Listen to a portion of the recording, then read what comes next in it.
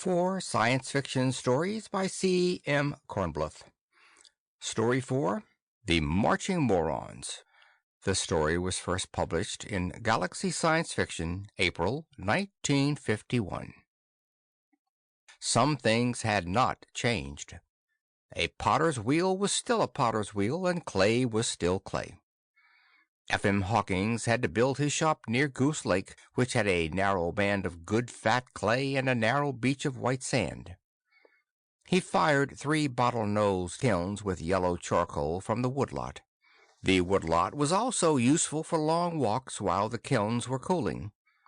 If he let himself stay within sight of them, he would open them prematurely, impatient to see how some new shape or glaze had come through the fire, and ping! The new shape or glaze would be good for nothing but the shard pile back of his slip tanks. A business conference was in full swing in his shop. A modest cube of brick, tile-roofed, as the Chicago-Los Angeles rocket thundered overhead, very noisy, very swept back, very fiery jets, shaped as sleekly swift-looking as an airborne barracuda. The buyer from Marshall Fields was turning over a black-glazed 1-liter carafe, nodding approval with his massive, handsome head. "This is real pretty," he told Hawkins and his own secretary, Gomez Laplace. "This has got lots of what you call real aesthetic principles. Yeah, it is real pretty." "How much?" the secretary asked the potter. $7.50 each in dozen lots," said Hawkins. "I ran up 15 dozen last month." "They are real aesthetic," repeated the buyer from Fields. "I will take them all." "I don't think we can do that, Doctor," said the secretary. "They cost us $1,350. That would leave only $532 in our quarter's budget, and we still have to run down to East Liverpool to pick up some cheap dinner sets." "Dinner sets?" asked the buyer, his big face full of wonder. "Dinner sets. The department's been out of them for 2 months now. Mr. Garvey Seabright got pretty nasty about it yesterday, remember?" "Garvey Seabright, that meat-headed blue-nose," the buyer said contemptuously. "He don't know nothing about aesthetics. Why for don't he let me run my own department?" His eye fell on a stray copy of Wambo-Zambo comics, and he sat down with it. An occasional deep chuckle or grunt of surprise escaped him as he turned the pages. Uninterrupted, the potter and the buyer's secretary quickly closed the deal for 2 dozen of the liter carafes. "I wish we could take more," said the secretary, "but you heard what I told him. We've had to turn away customers for ordinary dinnerware because he shot the last quarter's budget on some Mexican piggy banks some equally enthusiastic importer stuck him with. The 5th floor is packed solid with them. I'll bet they look mighty aesthetic. They're painted with purple cacti." The potter shuddered and caressed the glaze of the sample carafe. The buyer looked up and rumbled, "Ain't you dummies through yakking yet? What good's the secretary for if he don't take the burden of detail off'n my back, huh?" "We're all through, Doctor. Are you ready to go?" The buyer grunted peevishly, dropped Wambo-Zambo comics on the floor, and led the way out of the building and down the long corduroy road to the highway. His car was waiting on the concrete. It was, like all contemporary cars, too low slung to get over the logs. He climbed down into the car and started the motor with a tremendous sparkle and roar. "Gomez Laplace," called out the potter under cover of the noise. "Did anything come of the radiation program they were working on the last time I was on duty at the pole?" "The same old fallacy," said the secretary gloomily.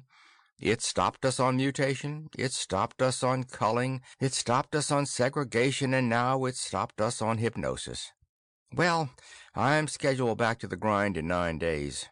Time for another firing right now. I've got a new luster to try.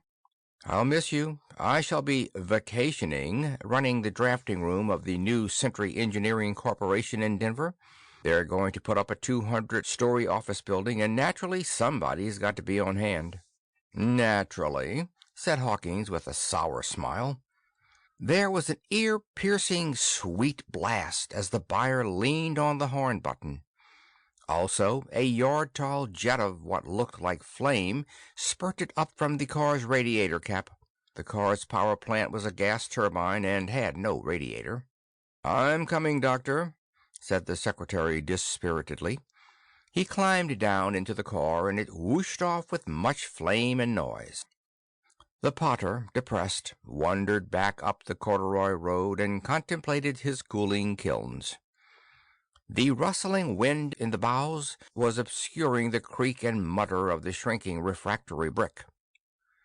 Hawkins wondered about the number 2 kiln, a reduction fire on a load of lusterware mugs. Had the clay chinking excluded the air? Had it been a properly smoky blaze? Would it do any harm if he just took one close... Common sense took Hawkins by the scruff of the neck and yanked him over to the tool shed. He got out his pick and resolutely set off on a prospecting jaunt to a hummocky field that might yield some oxides. He was especially low on coppers. The long walk left him sweating hard, with his lust for a peek into the kiln quiet in his breast. He swung his pick, almost at random, into one of the hummocks. It clanged on a stone which he excavated. A largely obliterated inscription said, "Ursity of Shik, Ogical Labra, Beloved Memory of Killed in Act." The potter swore mildly. He had hoped the field would turn out to be a cemetery, preferably a once fashionable cemetery full of once massive bronze caskets mouldered into oxides of tin and copper. Well, hell, maybe there was some around anyway. He headed lackadaisically for the second largest hillock and sliced into it with his pick.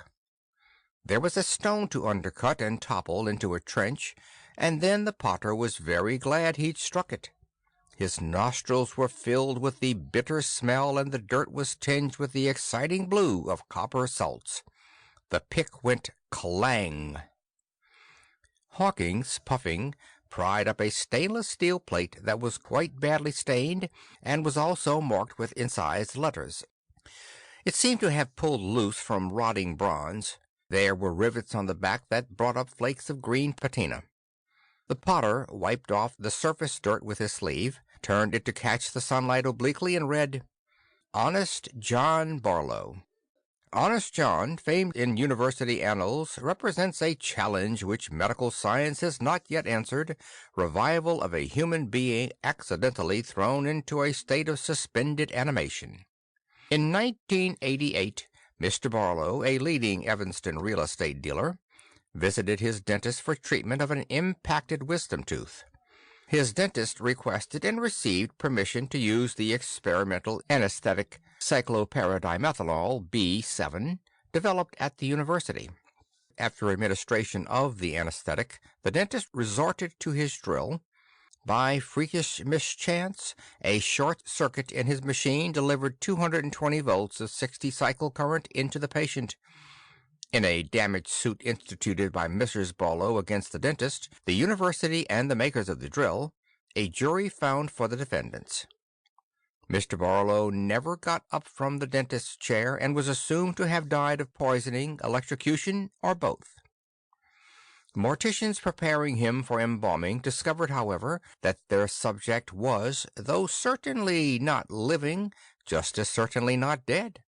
The university was notified, and a series of exhaustive tests was begun, including attempts to duplicate the trance state on volunteers. After a bad run of 7 cases, which ended fatally, the attempts were abandoned. Honest John was long an exhibit at the University Museum, and livened many a football game as mascot of the university's Blue Crushers. The bounds of taste were overstepped, however, when a pledge to Sigma Delta Chi was ordered in '03 to kidnap Honest John from his loosely guarded glass museum case and introduce him into the Rachel Swanson Memorial Girls Gymnasium shower room. On May 22, 2003, the University Board of Regents issued the following order: By unanimous vote, it is directed that the remains of honest John Barlow be removed from the University Museum and conveyed to the university's Lieutenant James Scott III Memorial Biological Laboratories, and there be securely locked in a specially prepared vault. It is further directed that all possible measures for the preservation of these remains be taken by the laboratory administration, and that access to these remains be denied to all persons except qualified scholars authorized in writing by the board. The board reluctantly takes this action in view of recent notices and photographs in the nation's press which, to say the least, reflect but small credit upon the university. It was far from his field, but Hawkins understood what had happened. An early and accidental blundering into the bare bones of the Levantman shock anesthesia, which had since been replaced by other methods. To bring subjects out of Levantman shock, you let them have a squirt of simple saline in the trigeminal nerve. Interesting. And now about that bronze. He heaved the pick into the rotting green salts, expecting no resistance, and almost fractured his wrist. Something down there was solid. He began to flake off the oxides. A half hour of work brought him down to phosphorus bronze, a huge casting of the almost incorruptible metal. It had weakened structurally over the centuries. He could fit the point of his pick under a corroded boss and pry off great creaking and grumbling striata of the stuff. Hawkins wished he had an archaeologist with him, but didn't dream of returning to his shop and calling one to take over the find. He was an all-around man, by choice, and in his free time an artist in clay and glaze. By necessity, an automotive, electronics, and atomic engineer, who could also swing a project in traffic control, individual and group psychology, architecture, or tool design. He didn't yell for a specialist every time something out of his line came up. There were so few with so much to do. He trenched around his find, discovering that it was a great brick-shaped bronze mass with an excitingly hollow sound. A long strip of moldering metal from one of the long vertical faces pulled away, exposing red rust that went whoosh and was sucked into the interior of the mass. It had been de-aired, thought Hawkins, and there must have been an inner jacket of glass which had crystallized through the centuries and quietly crumbled at the first clang of his pick. He didn't know what a vacuum would do to a subject of Levantman shock, but he had hopes. Nor did he quite understand what a real estate dealer was, but it might have something to do with pottery. And anything might have a bearing on topic number 1. He flung his pick out of the trench, climbed out, and set off at a dog trot for his shop. A little rummaging turned up a hypo, and there was a plastic container of salt in the kitchen. Back at his dig, he chipped for another half hour to expose the juncture of lid and body. The hinges were hopeless. He smashed them off. Hawking extended the telescopic handle of the pick for the best leverage, fitted its point into a deep pit, set its built-in fulcrum, and heaved. 5 more heaves, and he could see inside the vault what looked like a dusty marble statue. 10 more, and he could see that it was the naked body of honest John Barlow, Evanston real estate dealer, uncorrupted by time. The potter found the apex of the trigeminal nerve with his needle's point and gave him 60 cc. In an hour, Barlow's chest began to pump. In another hour he rasped, "Did it work?" "Did it?" muttered Hawkins. Barlow opened his eyes and stirred, looked down, turned his hands before his eyes. "I'll sue!" he screamed. "My clothes, my fingernails!" A horrid suspicion came over his face, and he clapped his hands to his hairless scalp. "My hair!" he wailed. "I'll sue you for every penny you've got. That release won't mean a damn thing in court. I didn't sign away my hair and clothes and fingernails." "They'll grow back," said Hawkins casually. "Also your epidermis. Those parts of you weren't alive, you know, so they weren't preserved like the rest of you. I'm afraid the clothes are gone, though." "What is this, the University Hospital?" demanded Barlow. "I want a phone. No, you phone. tell my wife I'm all right, and tell Sam Immerman, he's my lawyer, to get over here right away. Greenleaf 74022. Ow! He had tried to sit up, and a portion of his pink skin rubbed against the inner surface of the casket, which was powdered by the ancient crystallized glass.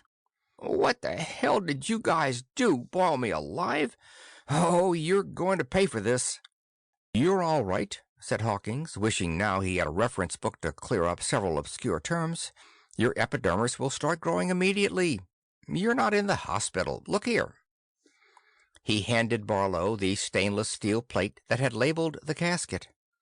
After a suspicious glance, the man started to read. Finishing, he laid the plate carefully on the edge of the vault and was silent for a spell. Poor Verna, he said at last. It doesn't say whether she was stuck with the court costs. Do you happen to know? No, said the Potter. All I know is what was on the plate and how to revive you. The dentist accidentally gave you a dose of what we call Levantman's shock anesthesia. We haven't used it in centuries. It was powerful, but too dangerous. Centuries? Brooded the man. Centuries? I'll bet Sam swindled her out of her eye teeth. Poor Verna. How long ago was it? What year is this? Hawkins shrugged. We call it 7-B-936. That's no help to you. It takes a long time for these metals to oxidize. Like that movie, Barlow muttered. Who would have thought it? Poor Verna. He blubbered and sniffled, reminding Hawkins powerfully of the fact that he had been found under a flat rock. Almost angrily, the Potter demanded, How many children did you have? None yet, sniffed Barlow. My first wife didn't want them, but Verna wants one. Wanted one. But we are going to wait until... We were going to wait until... Of course, said the Potter, feeling a savage desire to tell him off, blast him to hell and gone for his work, but he choked it down. There was the problem to think of. There was always the problem to think of. And this poor blubberer might unexpectedly supply a clue. Hawkins would have to pass him on. Come along, Hawkins said. My time is short. Barlow looked up, outraged. How can you be so unfeeling? I'm a human being like... The Los Angeles-Chicago rocket thundered overhead, and Barlow broke off in mid-complaint. Beautiful, he breathed, following it with his eyes. Beautiful. He climbed out of the vault, too interested to be pained by its roughness against his infantile skin. After all, he said briskly, this should have its sunny side. I never was much one for reading, but this is just like one of those stories, and I ought to make some money out of it, shouldn't I? He gave Hawkins a shrewd glance. You want money? Asked the Potter. Here. He handed over a fistful of change and bills. You'd better put my shoes on. It'll be about a quarter mile. Oh, and you're, modest? Yes, that was the word. Here. Hawkins gave him his pants, but Barlow was excitedly counting the money. 85, 86, and it's dollars, too. I thought it'd be credits, or whatever they call them, e pluribus unum and liberty, just different faces. Say, is there a catch to this? Are these real, genuine, honest 22-cent dollars like we had, or just wallpaper? They're quite all right, I assure you, said the Potter. I wish you'd come along. I'm in a hurry. The man babbled as they stumped toward the shop. Where are we going? The Council of Scientists? The World Coordinator, or something like that? Who? Oh, no. We call them President and Congress. No, that wouldn't do any good at all. I'm just taking you to see some people. I ought to make plenty out of this. Plenty. I could write books. Get some smart young fellow to put it into words for me, and I'll bet I could turn out a bestseller. What's the setup of things like that? It's about like that. Smart young fellows, but there aren't any bestsellers anymore. People don't read much nowadays. We'll find something equally profitable for you to do. Back in the shop, Hawkins gave Barlow a suit of clothes, deposited him in the waiting room, and called Central in Chicago. Take him away, he pleaded. I have time for one more firing, and he blathers and blathers. I haven't told him anything. Perhaps we should just turn him loose and let him find his own level, but there's a chance. The problem, agreed Central. Yes, there's a chance. The potter delighted Barlow by making him a cup of coffee with a cube that not only dissolved in cold water but heated the water to boiling point. Killing time, Hawkins chatted about the rocket Barlow had admired and had to haul himself up short. He had almost told the real estate man what its top speed really was. Almost, indeed, revealed that it was not a rocket. He regretted, too, that he had so casually handed Barlow a couple of $100. The man seemed obsessed with fear that they were worthless since Hawkins refused to take a note or IOU or even a definite promise of repayment. But Hawkins couldn't go into details and was very glad when a stranger arrived from Central. "Tinny Pete from Algeciras," the stranger told him swiftly as the two of them met at the door. "Psychist for Proprob Polyline Special Overtake Barlow." "Thank heavens," said Hawkins. "Barlow," he told the man from the past, "this is Tinny Pete. He's going to take care of you and help you make lots of money." The psychist stayed for a cup of coffee, whose preparation had delighted Barlow, and then conducted the real estate man down the corridor road to his car, leaving the potter to speculate on whether he could at last crack his kilns. Hawkins, abruptly dismissing Barlow and the problem, happily picked the chinking from around the door of the number 2 kiln, prying it open a trifle. A blast of heat and the heady, smoky scent of the reduction fire delighted him. He peered and saw a corner of a shelf glowing cherry red, becoming obscured by wavering black areas as it lost heat through the opened door. He slipped a charred wood panel under a mug on the shelf and pulled it out as a sample, the hairs on the back of his hand curling and scorching. The mug cracked and pinged, and Hawkins sighed happily. The bismuth resonate luster had fired to perfection. A haunting film of silvery black metal with strange bluish lights in it as it turned before the eyes, and the problem of population seemed very far away to Hawkins then. Barlow and Tinny Pete arrived at the concrete highway where the psychist's car was parked in a safety bay. "What a boat!" gasped the man from the past. "Boat? No, that's my car." Barlow surveyed it with awe. Swept-back lines, deep-drawn compound curves, kilograms of chrome. He ran his hand futilely over the door, or was it the door, in a futile search for a handle, and asked respectfully, "How fast does it go?" The psychist gave him a keen look and said slowly, 250, you can tell by the speedometer." "Wow! My old Chevy couldn't hit 100 on a straightaway. But you're out of my class, mister." Tinny Pete somehow got a huge low door open, and Barlow descended 3 steps into immense cushions, floundering over to the right. He was too fascinated to pay serious attention to his flayed dermis. The dashboard was a lovely wilderness of dials, plugs, indicators, lights, scales, and switches. The psychist climbed down into the driver's seat and did something with his feet. The motor started like lighting a blowtorch as big as a silo. Wallowing around in the cushions, Barlow saw through a rear-view mirror a tremendous exhaust filled with brilliant white sparkles. "Do you like it?" yelled the psychist. "It's terrific!" Barlow yelled back. He was shut up as the car pulled out from the bay into the road with a great vroom. A gale roared past Barlow's head, though the windows seemed to be closed. The impression of speed was terrific.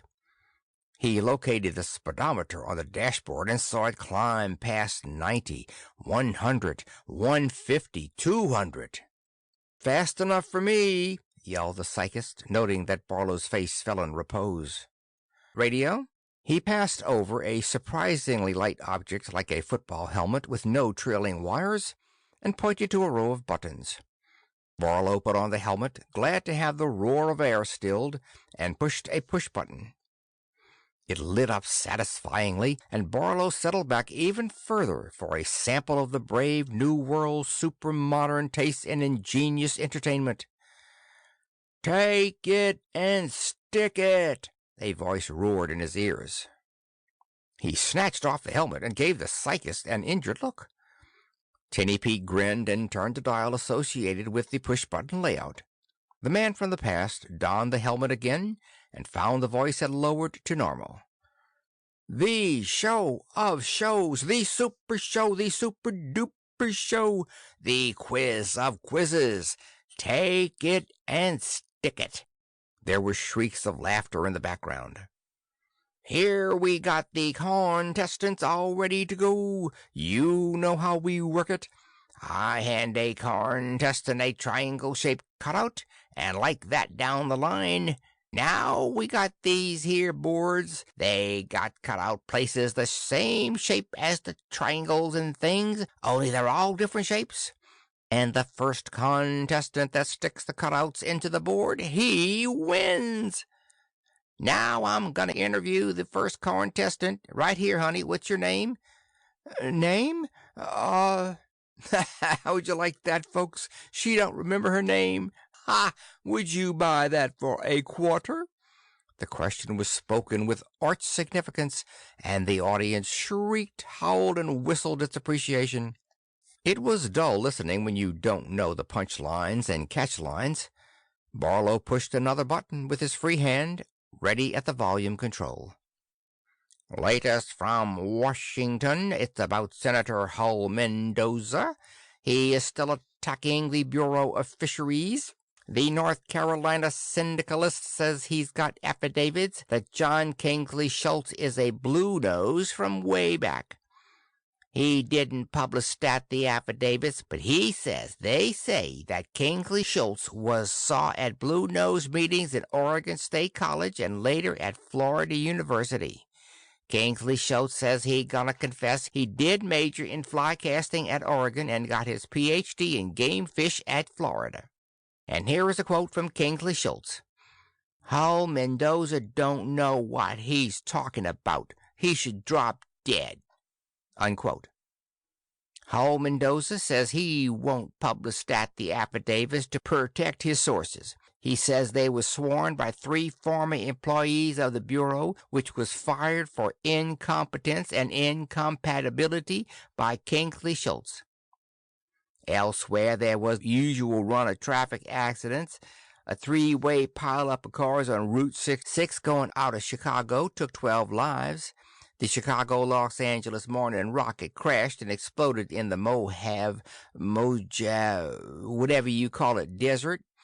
All the 94 people aboard got killed. A Civil Aeronautics Authority investigator on the scene says that the pilot was buzzing herds of sheep and didn't pull out in time. Hey, here's a hot one from New York.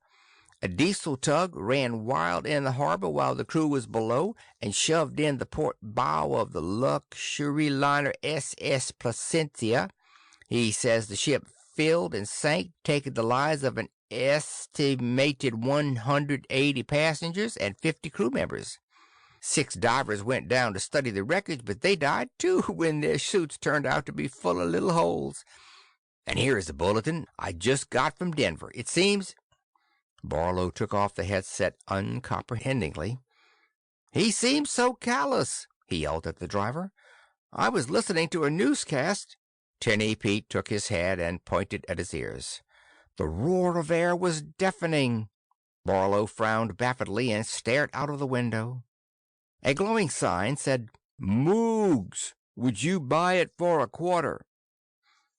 He didn't know what Moogs was or where. The illustration showed an incredibly proportioned girl, 99.9% naked, writhing passionately in animated full color. The roadside jingle was still with him, but with a new feature. Radar or something spotted the car and alerted the lines of the jingle. Each in turn sped along a roadside track, even with the car, so it could be read before the next line was alerted. "If there's a girl you want to get, defocalize unromantic sweat. Armpito." Another animated job in 2 panels, the familiar before and after. The first said, "Just any cigar?" and was illustrated with a 2-person domestic tragedy of a wife holding her nose while her coarse and red-faced husband puffed a slimy-looking rope. The second panel glowed, "Ore velvuta abajo," and was illustrated with— Barlow blushed and looked at his feet until they had passed the sign. "Coming into Chicago," bawled Tinny Pete. Other cars were showing up, all of them dreamboats. Watching them, Barlow began to wonder if he knew what a kilometer was exactly. They seemed to be traveling so slowly, if you ignore the rushing air past your ears and didn't let the speedy lines of the dreamboats fool you. He could have sworn they were really crawling along at 25, with occasional bursts up to 30. How much was a kilometer anyway? The city loomed ahead, and it was just what it ought to be. Towering skyscrapers, overhead ramps, landing platforms for helicopters. He clutched at the cushions. Those 2 copters, they were going to. He didn't see what happened because their apparent collision courses took them behind a giant building. Screamingly sweet blasts of sound surrounded them as they stopped for a red light. "What the hell is going on here?" said Barlow in a shrill, frightened voice. Because the braking time was just about 0, he wasn't hurled against the dashboard. "Who's kidding who?" "Why, what's the matter?" demanded the driver. The light changed to green, and he started to pick up. Barlow stiffened as he realized that the rush of air past his ears began just a brief, unreal split second before the car was actually moving. He grabbed for the door handle on his side. The city grew on them slowly, scattered buildings, denser buildings, taller buildings, and a red light ahead. The car rolled to a stop in 0 braking time. The rush of air cut off an instant after it stopped, and Barlow was out of the car and running frenziedly down a sidewalk 1 instant after that. "They'll track me down," he thought, panting. "It's a secret police thing. They'll get you. Mind-reading machines, television eyes everywhere. Afraid you'll tell their slaves about freedom and stuff. They don't let anybody cross them, like that story I once read." Winded, he slowed to a walk and congratulated himself that he had guts enough not to turn around. That was what they always watched for. Walking, he was just another business-suited back among hundreds. He would be safe. A hand tumbled from a large, coarse, handsome face thrust close to his. "What's the matter bumping into people like you own a sidewalk? Got a mind to slam you in a mushy bussard." It was neither the mad Potter nor the mad driver. "Excuse me," said Barlow. "What did you say?" "Oh, yeah?" yelled the stranger dangerously, and waited for an answer. Barlow, with the feeling that he had somehow been suckered into the short end of an intricate land title deal, heard himself reply belligerently, "Yeah." The stranger let go of his shoulder and snarled. "Oh, yeah? Yeah," said Barlow, yanking his jacket back into shape. "Ah," snarled the stranger, with more contempt and disgust than ferocity. He added an obscenity current in Barlow's time, a standard but physiologically impossible directive, and strutted off, hulking his shoulders and balling his fists. Barlow walked on, trembling. Evidently he had handled it well enough. He stopped at a red light while the long, low dreamboats roared before him, and pedestrians in the sidewalk flow with him threaded their way through the stream of cars. Brakes screamed, fenders clanged and dented, hoarse cries flew back and forth between drivers and walkers. He leaped back frantically as one car swerved over an arc of sidewalk to miss another. The signal changed to green. The cars kept on coming for about 30 seconds and then dwindled to an occasional light runner. Barlow crossed warily and leaned against a vending machine, blowing big breaths. "Look natural," he told himself. "Do something normal. Buy something from the machine." He fumbled out some change, got a newspaper for a dime, a handkerchief for a quarter, and a candy bar for another quarter. The faint chocolate smell made him ravenous suddenly. He clawed at the glassy wrapper printed Quigley's quite futilely for a few seconds, and then it divided neatly by itself. The bar made 3 good bites, and he bought 2 more and gobbled them down. Thirsty, he drew a carbonated orange drink in another one of the glassy wrappers from the machine for another dime. When he fumbled with it, it divided neatly and spilled all over his knees. Barlow decided he had been there long enough and walked on. The shop windows were shop windows. People still wore and bought clothes, still smoked and bought tobacco, still ate and bought food, and they still went to the movies, he saw with pleased surprise as he passed and then returned to a glittering place whose sign said it was the Bijou. The place seemed to be showing a quintuple feature. Babies are terrible, Don't have children, and the Canali Kid. It was irresistible. He paid $1 and went in. He caught the tail end of the Canali Kid in 3-dimensional, full-color, full-scent production. It appeared to be an interplanetary saga winding up with a chase scene and a reconciliation between estranged hero and heroine. Babies are terrible and don't have children were fantastic arguments against parenthood. The grotesquely exaggerated dangers of painful graphic childbirth, vicious children, old parents beaten and starved by their sadistic offspring. The audience, Barlow astoundedly noted, was placidly chomping sweets and showing no particular signs of revulsion. The coming attractions drove him into the lobby. Fanfares were shattering, the blazing colors blinding, and the added sense stomach-heaving. When his eyes again became accustomed to the moderate lighting of the lobby, he groped his way to a bench and opened the newspaper he had bought. It turned out to be the racing sheet, which afflicted him with a crushing sense of loss. The familiar boxed index in the lower left-hand corner of the front page showed almost unbearably that Churchill Downs and Empire City were still in business. Blinking back tears, he turned to the past performances at Churchill.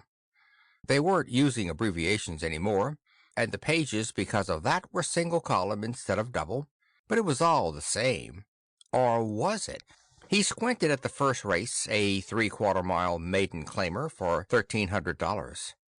Incredibly, the track record was 2 minutes, 10 3/5 seconds. Any beetle in his time could have knocked off the 3/4 in 1:15. It was the same for the other distances, much worse for route events. What the hell had happened to everything? He studied the form of a 5-year-old brown mare in the second, and couldn't make head or tails of it. She'd won and lost and placed and showed and lost and placed without rhyme or reason. She looked like a front runner for a couple of races, and then she looked like a no-good pig, and then she looked like a mutter, but the next time it rained she wasn't. And then she was a stayer, and then she was a pig again. In a good $5,000 allowance event, too. Barlow looked at the other entries, and it slowly dawned on him that they were all like the 5-year-old brown mare. Not a single damned horse running had the slightest trace of class. Somebody sat down beside him and said, "That's the story." Barlow whirled to his feet and saw it was Tinny Pete, his driver. "I was in doubts about telling you," said the psychist, "but I see you have some growing suspicions of the truth. Please don't get excited. It's all right, I tell you." "So you've got me," said Barlow. "Got you? Don't pretend. I can put 2 and 2 together. You're the secret police. You and the rest of the aristocrats live in luxury on the sweat of these oppressed slaves. You're afraid of me because you have to keep them ignorant." There was a bellow of bright laughter from the psychist that got them blank looks from other patrons in the lobby. The laughter didn't sound at all sinister. "Let's get out of here," said Tinny Pete, still chuckling. "You couldn't possibly have it more wrong." He engaged Barlow's arm and led him to the street. "The actual truth is that the millions of workers live in luxury on the sweat of the handful of aristocrats. I shall probably die before my time of overwork, unless—" he gave Barlow a speculative look, "you may be able to help us." "I know that gag," sneered Barlow. "I made money in my time, and to make money you have to get people on your side. Go ahead and shoot me if you want, but you're not going to make a fool out of me." "You nasty little ingrate," snapped the psychist, with a kaleidoscopic change of mood. "This damned mess is all your fault, and the fault of people like you. Now come along and no more of your nonsense." He yanked Barlow into an office building lobby and an elevator that disconcertedly went whoosh loudly as it rose. The real estate man's knees were wobbly as the psychist pushed him from the elevator, down a corridor, and into an office. A hawk-faced man rose from a plain chair as the door closed behind them.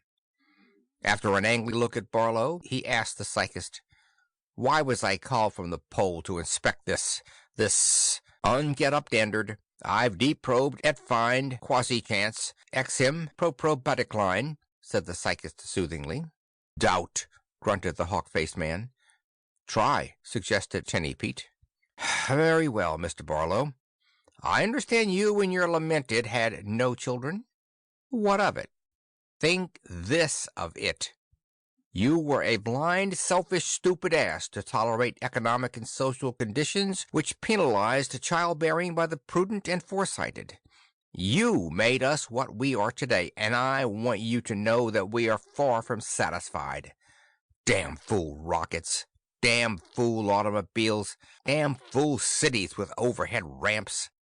"As far as I can see," said Barlow, "you're running down the best features of time. Are you crazy?" "The rockets aren't rockets. They're turbojets. Good turbojets, but the fancy shell around them makes for a bad drag. The automobiles have a top speed of 100 kilometers per hour. A kilometer is, if I recall my paleolinguistics, 3/5 of a mile. And the speedometers are all rigged accordingly, so the drivers will think they're going 250. The cities are ridiculous, expensive, unsanitary, wasteful conglomerations of people who'd be better off and more productive if they were spread over the countryside. We need rockets and trick speedometers in cities because, while you and your kind were being prudent and foresighted and not having children, the migrant workers, slum dwellers, and tenant farmers were shiftlessly and short-sightedly having children, breeding. My God, how they bred!" "Wait a minute," objected Barlow. "There were lots of people in our crowd who had 2 or 3 children. The attrition of accidents, illness, wars, and such took care of that. Your intelligence was bred out. It is gone. Children that should have been born never were. The just average, they'll get along majority took over the population. The average IQ now is 45. "But that's far in the future." "So are you," grunted the hawk-faced man sourly. "But who are you people?" "Just people, real people. Some generations ago, the geneticists realized at last that nobody was going to pay any attention to what they said, so they abandoned words for deeds. Specifically, they formed and recruited for a closed corporation intended to maintain and improve the breed. We are their descendants, about 3 million of us. There are 5 billion of the others, so we are their slaves. During the past couple of years, I've designed a skyscraper, kept Billings Memorial Hospital here in Chicago running, headed off war with Mexico, and directed traffic at LaGuardia Field in New York. I don't understand. Why don't you let them go to hell in their own way?" The man grimaced. "We tried it once for 3 months. We holed up at the South Pole and waited. They didn't notice it. Some drafting room people were missing, some chief nurses didn't show up, minor government people on the non-policy level couldn't be located. It didn't seem to matter. In a week there was hunger. In 2 weeks there were famine and plague. In 3 weeks, war and anarchy. We called off the experiment. It took us most of the next generation to get things squared away again." "But why didn't you let them kill each other off?" 5 billion corpses mean about 500 million tons of rotting flesh. Barlow had another idea. Why don't you sterilize them? 2.5 billion operations is a lot of operations. Because they breed continuously, the job would never be done. I see. Like the marching Chinese. Who the devil are they? It was a paradox of my time. Somebody figured out that if all the Chinese in the world were to line up 4 abreast, I think it was, and start marching past a given point, they'd never stop because of the babies that would be born and grow up before they passed the point. That's right. Only instead of a given point, make it the largest conceivable number of operating rooms that we could build and staff. There could never be enough. Say, said Barlow, those movies about babies, was that your propaganda? It was. It doesn't seem to mean a thing to them. We have abandoned the idea of attempting propaganda contrary to a biological drive. So if you work with a biological drive? I know of none which is consistent with an inhibition of fertility. Barlow's face went poker blank, the result of years of careful discipline. You don't, huh? You're the great brains, and you can't think of any? Why, no, said the psychist innocently. Can you? That depends. I sold 10,000 acres of Siberian tundra, through a dummy firm, of course, after the partition of Russia. The buyers thought they were getting improved building lots on the outskirts of Kiev. I'd say that was a lot tougher than this job. How so? Asked the hawk-faced man.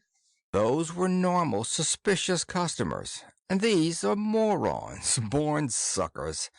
You just figure out a con they'll fall for, they won't know enough to do any smart checking. The psychist and the hawk-faced man had also had training. They kept themselves from looking with sudden hope at each other. You seem to have something in mind, said the psychist. Barlow's poker face went blanker still. Maybe I have. I haven't heard any offer yet. There's the satisfaction of knowing that you've prevented Earth's resources from being so plundered, the hawk-faced man pointed out, that the race will soon become extinct. I don't know that, Barlow said bluntly. All I have is your word. If you really have a method, I don't think any price would be too great, the psychist offered. Money, said Barlow. All you want. More than you want, the hawk-faced man corrected. Prestige, added Barlow. Plenty of publicity. My picture and my name in the papers and over TV every day. Statues to me, parks and cities and streets and other things named after me. A whole chapter in the history books. The psychist made a facial sign to the hawk-faced man that meant, oh, brother. The hawk-faced man signaled back, steady, boy. It's not too much to ask, the psychist agreed. Barlow, sensing a seller's market, said, power. Power? The hawk-faced man repeated puzzledly. Your own hydro station or nuclear pile? I mean a world dictatorship with me as dictator. Well, now, said the psychist, but the hawk-faced man interrupted. It would take a special emergency act of Congress, but the situation warrants it. I think that can be guaranteed. Could you give me some indication of your plan? The psychist asked. Ever hear of lemmings? No. They were, I guess, since you haven't heard of them, little animals in Norway, and every few years they'd swarm to the coast and swim out to sea until they drowned. I figure on putting some lemming urges into the population. How? I'll save that till I get the right signatures on the deal. The hawk-faced man said, I'd like to work with you on it, Barlow. My name is Ryan Ingana. He put out his hand. Barlow looked closely at the hand, then at the man's face. Ryan what? Ingana? That sounds like an African name. It is. My mother's father was a Watusi. Barlow didn't take the hand. I thought you looked pretty dark. I don't want to hurt your feelings, but I don't think I'd be at my best working with you. There must be somebody else just as well qualified, I'm sure. The psychist made a facial sign to Ryan Ngana that meant, "Steady yourself, boy." "Very well," Ryan Ngana told Barlow. "We'll see what arrangement can be made. It's not that I'm prejudiced, you understand. Some of my best friends— Mr. Barlow, don't give it another thought. Anybody who could pick on the lemming analogy is going to be useful to us." And so he would, thought Ryan Ngana, alone in the office, after Tinny Pete had taken Barlow up to the helicopter stage. So he would. Poprob had exhausted every rational attempt, and the new Poprob attack lines would have to be irrational or sub-rational. This creature from the past with his lemming legends and his improved building lots would be a fountain of precious, vicious self-interest. Ryan Ngana sighed and stretched. He had to go and run the San Francisco subway. Summoned early from the pole to study Barlow, he left unfinished a nice little theorem. Between interruptions, he was slowly constructing an n-dimensional geometry whose foundations and superstructure owed no debt whatsoever to intuition. Upstairs, waiting for a helicopter, Barlow was explaining to Tinny Pete that he had nothing against Negroes, and Tinny Pete wished he had some of Ryan Ngana's imperturbability and humor for the ordeal. The helicopter took them to International Airport, where, Tinny Pete explained, Barlow would leave for the pole. The man from the past wasn't sure he'd like a dreary waste of ice and cold. "It's all right," said the psychist. "A civilized layout, warm, pleasant. You'll be able to work more efficiently there. All the facts at your fingertips, a good secretary." "I'll need a pretty big staff," said Barlow, who had learned from thousands of deals never to take the first offer. "I mean a private, confidential one," said Tinny Pete readily. "But you can have as many as you want. You'll naturally have top priority if you really have a workable plan." "Let's not forget this dictatorship angle," said Barlow. He didn't know that the psychist would just as readily have promised him deification to get him happily on the rocket for the pole. Tinny Pete had no wish to be torn limb from limb. He knew very well that it would end that way if the population learned from this anachronism that there was a small elite which considered itself head, shoulders, trunk, and groin above the rest. The fact that this assumption was perfectly true, and the fact that the elite was condemned by its superiority to a life of the most grinding toil would not be considered. The difference would. The psychist finally put Barlow aboard the rocket with some 30 people, real people, headed for the pole. Barlow was airsick all the way because of a post-hypnotic suggestion Tinny Pete had planted in him. One idea was to make him as adverse as possible to a return trip, and another idea was to spare the other passengers from his aggressive, talkative company. Barlow, during the first day at the pole, was reminded of his first day in the army. It was the same "now where the hell are we going to put you" business, until he took a firm line with them. Then, instead of acting like supply sergeants, they acted like hotel clerks. It was a wonderfully calculated build-up, and one that he failed to suspect. After all, in his time, a visitor from the past would have been lionized. At the day's end, he reclined in a snug underground billet, with the 60-mile gales roaring yards overhead, and tried to put 2 and 2 together. It was like old times, he thought, like a coup in real estate where you had the competition by the throat, like a 50% rent boost when you knew damn well there was no place for the tenants to move, like smiling when you read over the breakfast orange juice that the city council had decided to build a school on the ground you had acquired by a deal with the city council. And it was simple. He would just sell tundra building lots to eagerly suicidal lemmings. And that was absolutely all there was to solving the problem that had these double domes spinning. They'd have to work out most of the details, naturally, but what the hell? That was what subordinates were for. He'd need specialists in advertising, engineering, communications. Did they know anything about hypnotism? That might be helpful. If not, there'd have to be a lot of bribery done. But he'd make sure, damn sure, there were unlimited funds. Just selling building lots to lemmings. He wished, as he fell asleep, that poor Verna could have been in on this. It was his biggest, most stupendous deal. Verna, that sharp shyster Sam Immerman must have swindled her. It began the next day with people coming to visit him. He knew the approach. They merely wanted to be helpful to their illustrious visitor from the past, and would he help fill them in about his era, which unfortunately was somewhat obscure historically, and what did he think could be done about the problem? He told them he was too old to be roped any more, and they wouldn't get any information out of him until he got a letter of intent from at least the Polar president and a session of the Polar Congress empowered to make him dictator. He got the letter and the session. He presented his program, was asked whether his conscience didn't revolt at his callousness, explained succinctly that a deal was a deal, and anybody who wasn't smart enough to protect himself didn't deserve protection. Caveat emptor, he threw in for scholarship, and had to translate it to let the buyer beware. He didn't, he stated, give a damn about either the morons or their intelligent slaves. He told them his price, and that was all he was interested in.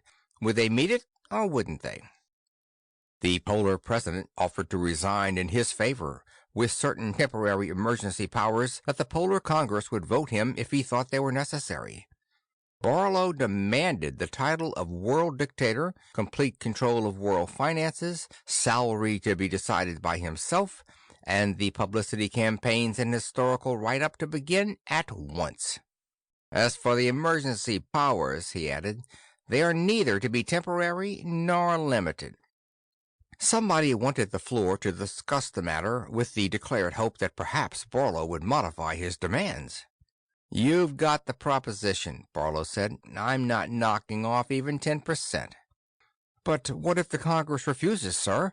The president asked. Then you can stay up here at the pole and try to work it out yourselves. I'll get what I want from the morons. A shrewd operator like me doesn't have to compromise. I haven't got a single competitor in this whole cockeyed moronic era. Congress waived debate and voted by show of hands. Barlow won unanimously.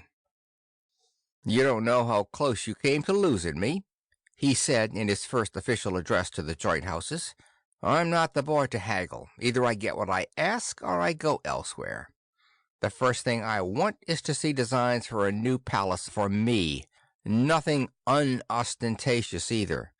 And your best painters and sculptors to start working on my portraits and statues. Meanwhile, I'll get my staff together. He dismissed the Polar president and the Polar Congress, telling them that he'd let them know when the next meeting would be. A week later, the program started with North America the first target. Mrs. Garvey was resting after dinner before the ordeal of turning on the dishwasher. The TV, of course, was on, and it said, "Oh," long, shuddery, and ecstatic, the cue for the Parfum Assault Criminal spot commercial. "Girls," said the announcer hoarsely, "do you want your man? It's easy to get him. Easy as a trip to Venus." "Huh?" said Mrs. Garvey. "What's the matter?" snorted her husband, starting out of a doze. "D'ya hear that?" "What?"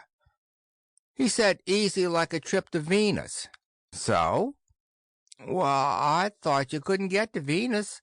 I thought they just had that one rocket thing that crashed on the moon."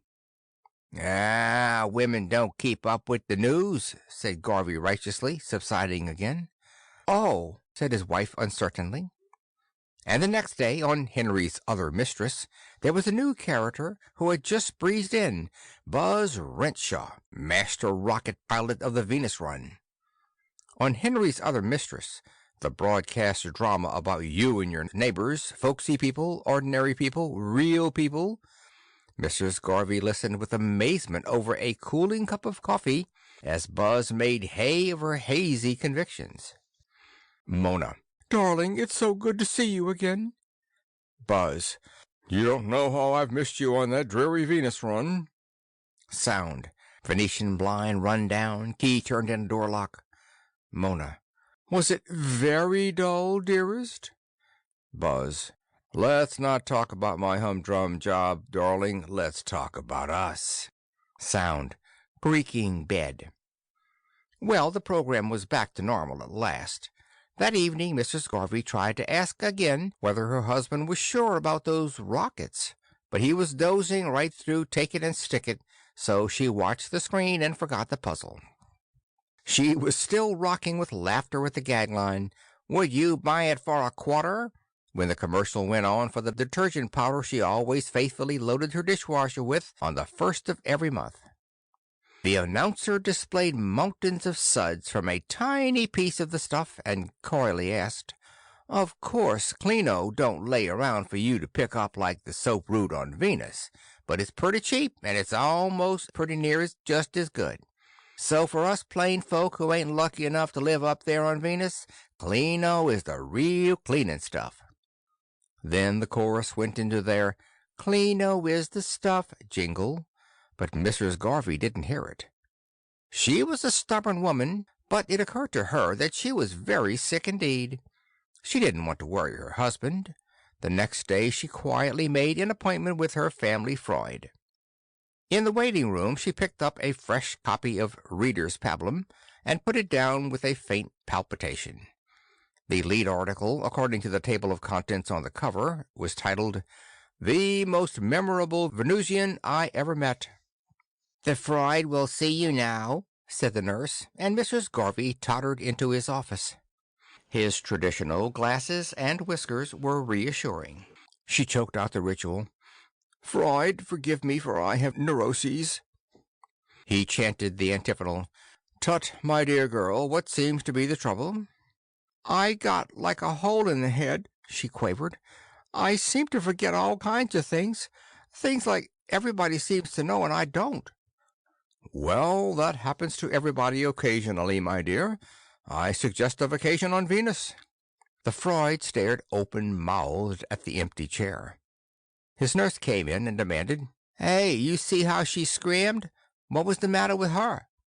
He took off his glasses and whiskers meditatively. "You can search me.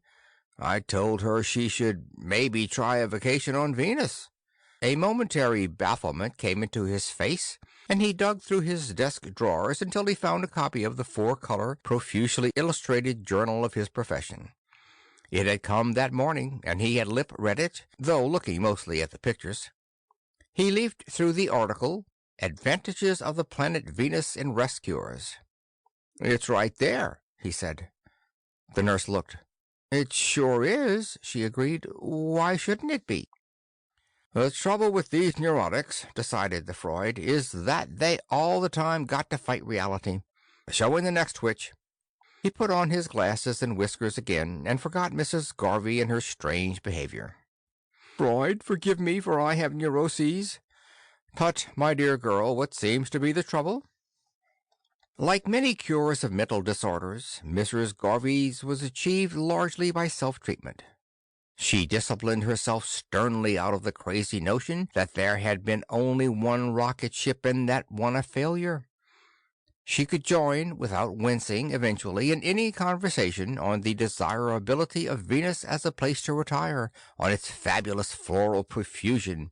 Finally, she went to Venus. All her friends were trying to book passage with the Evening Star Travel and Real Estate Corporation, but naturally the demand was crushing. She considered herself lucky to get a seat at last to the 2-week summer cruise. The spaceship took off from a place called Los Alamos, New Mexico. It looked just like all the spaceships on television and in the picture magazines, but was more comfortable than you would expect. Mrs. Garvey was delighted with the 50 or so fellow passengers assembled before takeoff. They were from all over the country, and she had a distinct impression that they were on the brainy side. The captain, a tall, hawk-faced, impressive fellow called Ryan something or other, welcomed them aboard and trusted that their trip would be a memorable one. He regretted that there would be nothing to see because, due to the meteorite season, the ports would be dogged down. It was disappointing, yet reassuring that the line was taking no chances. There was the expected momentary discomfort at takeoff, and then 2 monotonous days of droning travel through space to be whiled away in the lounge at cards or craps. The landing was a routine bump, and the voyagers were issued tablets to swallow to immunize them against any minor ailments. When the tablets took effect, the lock was opened, and Venus was there. It looked much like a tropical island on Earth, except for a blanket of cloud overhead. But it had a heady, otherworldly quality that was intoxicating and glamorous. The 10 days of the vacation were suffused with a hazy magic. The soap root, as advertised, was free and sudsy. The fruits, mostly tropical varieties transplanted from Earth, were delightful. The simple shelters provided by the travel company were more than adequate for the balmy days and nights. It was with sincere regret that the voyagers filed again into the ship and swallowed more tablets doled out to counteract and sterilize any Venus illnesses they might unwittingly communicate to Earth. Vacationing was one thing, power politics was another. At the pole, a small man was in a soundproof room, his face deathly pale and his body limp in a straight chair. In the American Senate chamber, Senator Hull Mendoza, Sind, North Carolina, was saying, Mr. President and gentlemen, I would be remiss in my duty as a legislature if I didn't bring to the attention of the august body I see here a perilous situation which is fraught with peril. As is well known to members of this august body, the perfection of spaceflight has brought with it a situation I can only describe as fraught with peril. Mr. President and gentlemen, now that swift American rockets now traverse the trackless void of space between this planet and our nearest planetarial neighbor in space, and gentlemen, I refer to Venus, the star of dawn, the brightest jewel in fair Vulcan's diadem. Now, I say, I want to inquire what steps are being taken to colonize Venus with a vanguard of patriotic citizens like those men of yore. Mr. President and gentlemen, there are in this world nations, envious nations, I do not name Mexico, who by fair means or foul may seek to wrest from Columbia's grasp the torch of freedom of speech. Nations whose low living standards and innate depravity give them an unfair advantage over the citizens of our fair republic. This is my program.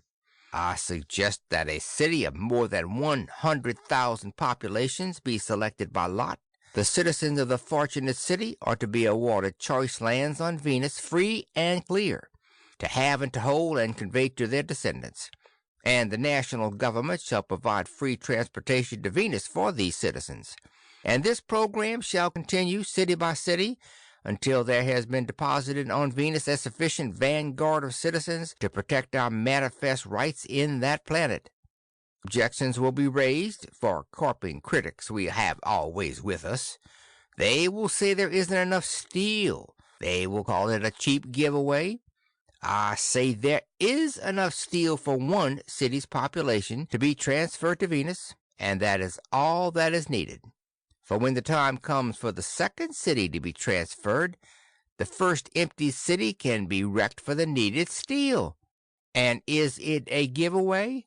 Yes, it is the most glorious giveaway in the history of mankind. Mr. President and gentlemen, there is no time to waste. Venus must be American. Black Cupperman at the pole opened his eyes and said feebly, The style was a little uneven. Do you think anybody'll notice?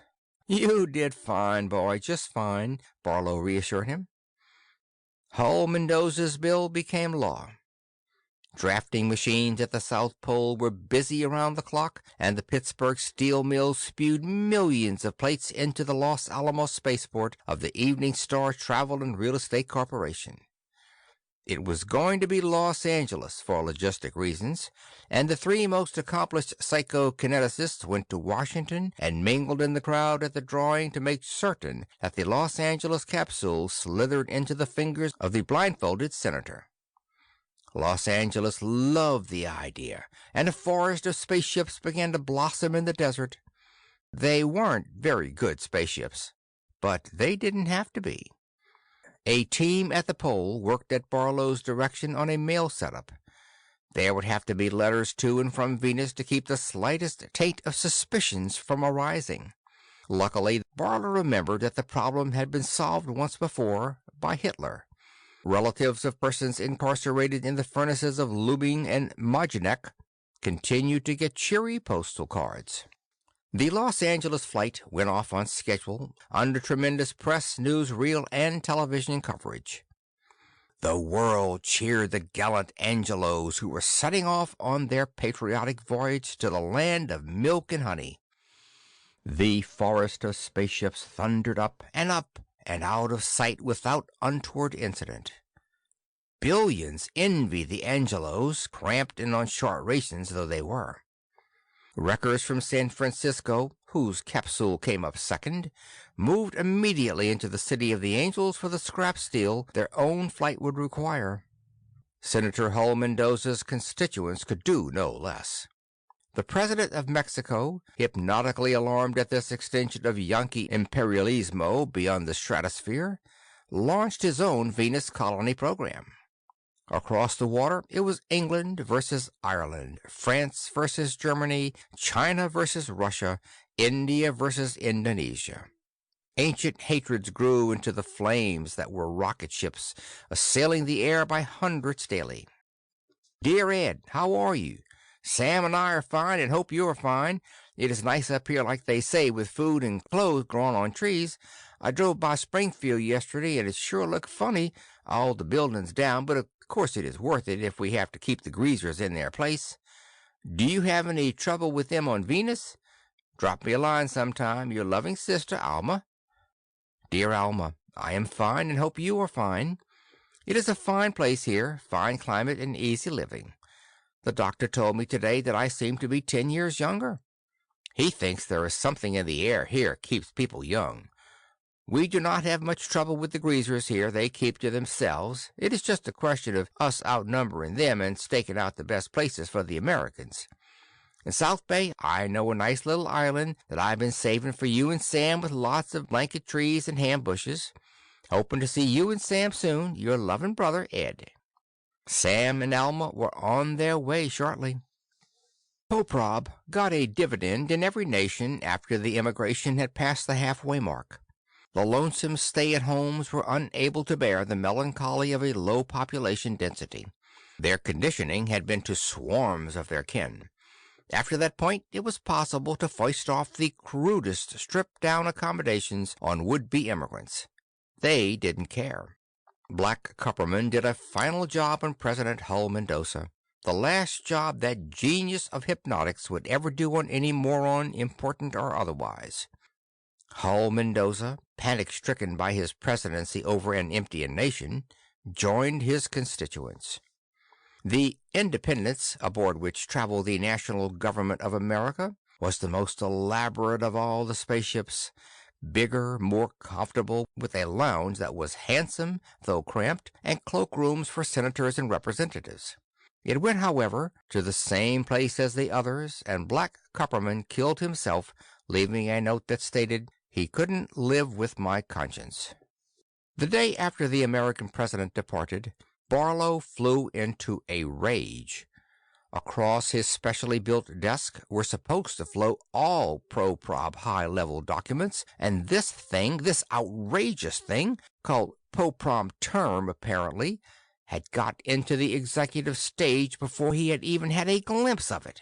He buzzed for Raji Smith, his statistician.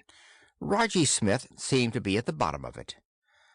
Pro terms seemed to be about first and second and third derivatives, whatever they were. Barlow had a deep distrust of anything more complex than what he called an average. While Raji Smith was still at the door, Barlow snapped, What's the meaning of this? Why haven't I been consulted? How far have you people got, and why have you been working on something I haven't authorized?" "Didn't want to bother you, Chief," said Raji Smith. "It was really a technical matter, kind of a final cleanup. Want to come and see the work?" Mollified, Barlow followed his statistician down the corridor. "You still shouldn't have gone ahead without my okay," he grumbled. "Where the hell would you people have been without me?" "That's right, Chief. We couldn't have swung it ourselves. Our minds just don't work that way. And all that stuff you knew from Hitler, it wouldn't have occurred to us. Like poor Black Copperman." They were in a fair-sized machine shop at the end of a slight upward incline. It was cold. Raji Smith pushed a button that started a motor, and a flood of Arctic light poured in as the roof parted slowly. It showed a small spaceship with the door open. Barlow gaped as Raji Smith took him by the elbow, and his other boys appeared. Swenson, the engineer, Susigamushi Duncan, his propellant man, called French advertising. "In you go, Chief," said Susigamushi Duncan. "This is proprob term." "But I'm the world dictator." "You bet, Chief. You'll be in history all right. But this is necessary, I'm afraid." The door was closed. Acceleration slammed Barlow cruelly to the metal floor. Something broke, and warm, wet stuff, salty tasting, ran from his mouth to his chin. Arctic sunlight through a port suddenly became a fierce lancet, stabbing at his eyes. He was out of the atmosphere. Lying twisted and broken under the acceleration, Barlow realized that some things had not changed. That Jack Ketch was never asked to dinner however many shillings you paid him to do your dirty work. That murder will out. That crime pays only temporarily. The last thing he learned was that death is the end of pain. End of The Marching Morons by C. M. Kornbluth. End of 4 science fiction stories by C. M. Kornbluth.